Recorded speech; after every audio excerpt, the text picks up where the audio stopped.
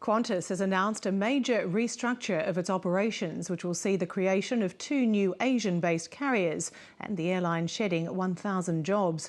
Qantas CEO Alan Joyce says the move is essential to the airline's future prosperity. But unions say it's a smokescreen and more about outsourcing to Asia.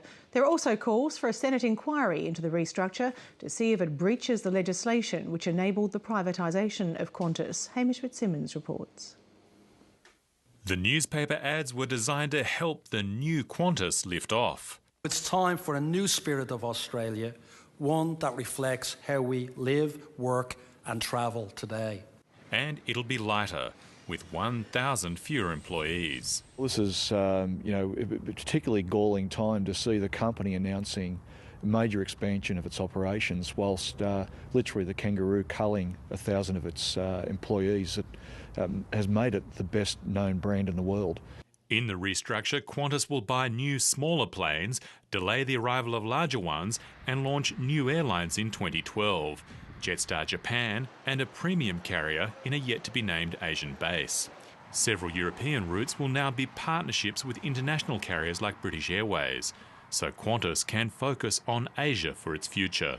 We have a historic opportunity to position Australia's 2 great airline brands, Qantas and Jetstar, in Asia and to create a platform for future of our business in the highest growth region in the world.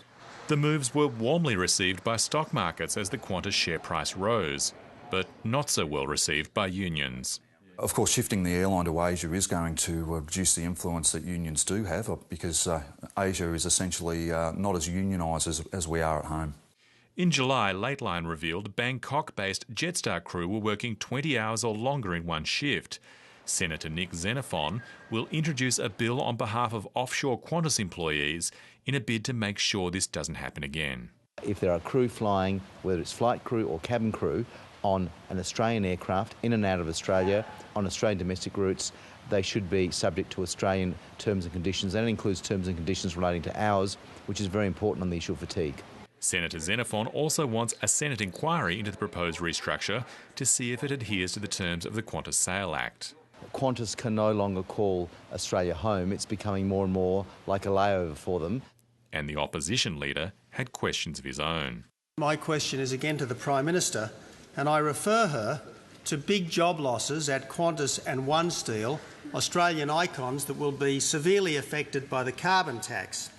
Why is she making competitive pressures worse with a carbon tax that applies to Australian companies but not to our competitors? What's not appropriate is to try and spin decisions that have been made by companies today about Australian jobs and pretend that they are somehow related to the government's plan to price carbon.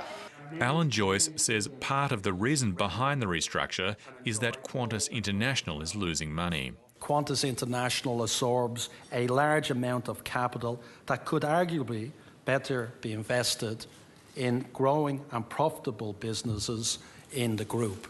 Unions say that's simply not true and accuse the airline of shifting costs to make it look like Qantas International is losing money. We've had reports from our members when they work on other subsidies of Qantas that they carry out that work, they go to charge the business and they're being told don't put that bill through because it's not going to be costed anyway.